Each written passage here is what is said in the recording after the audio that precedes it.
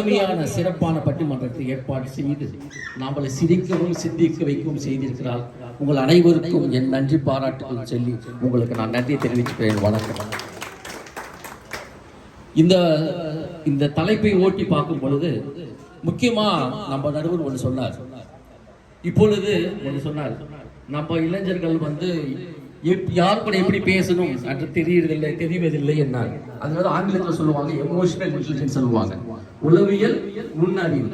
அதான் சொல்லுவார் திருவள்ளுவர், அறம் போல் கூர்மையிலேனும் மரம் போல் ஆவர் மக்கள் பண்பில்லாதார்.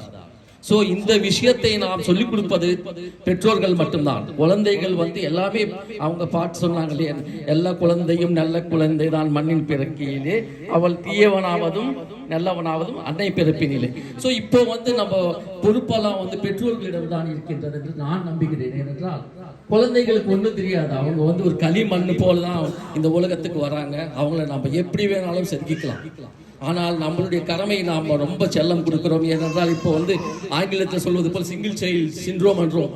ஒரு குழந்தைக்கு பேர் பெற்றுவதில்லை. அவனுக்கு அண்ணனும் கிடையாது, தம்பியும் கிடையாது, அத்தாவும் கிடையாது, மாமனும் வரப்போற காலத்தில் யாருமே கிடையாது. தலைமைச்சியில போகக்கூடிய நிலைமை இன்று கொண்டிருக்கிறது. அதனால எல்லாமே இந்த பொறுப்பேற்று நீங்கள் குழந்தைகளுக்கு நல்ல பண்புகள் சொல்லிக் கொடுங்க. முதல்ல அவன் படிக்கிறானா இல்லையோ ஒழுக்கம் சொல்லிக் கொடுங்க. ஒழுக்கம் விழுப்பம் தரலாம், ஒழுக்கம் உயிரினும் ஓப்பப்படும் பண்ணுவாங்க. அந்த ஒழுக்கம் தான் அவனுக்கு உயிருக்கும் மேலானதுன்னு சொல்லி நம்ம திருவள்ளுவர் அன்றைக்கே சொல்லியிருக்காரு. அதனால அவனுக்கு ஒழுக்கத்தை சொல்லிக் கொடுங்கள். ஒவ்வொரு குழந்தையும் முதல் உருவாகுவது தன் வீட்டில் தான். அப்புறம் தான் அவன் நாட்டுக்கே வரான். நாட்டு மேல் எந்த சந்தேகம் தப்பு சொல்ல முடியாது. நடுவர் அவர்களே, இவர்கள் பெற்றோர்கள் மேல் தான் முழுமையானது இருக்குன்னு சொல்லி வாய்ப்புக்கு நன்றி கூடி சொல்றேன். நன்றி, வணக்கம்.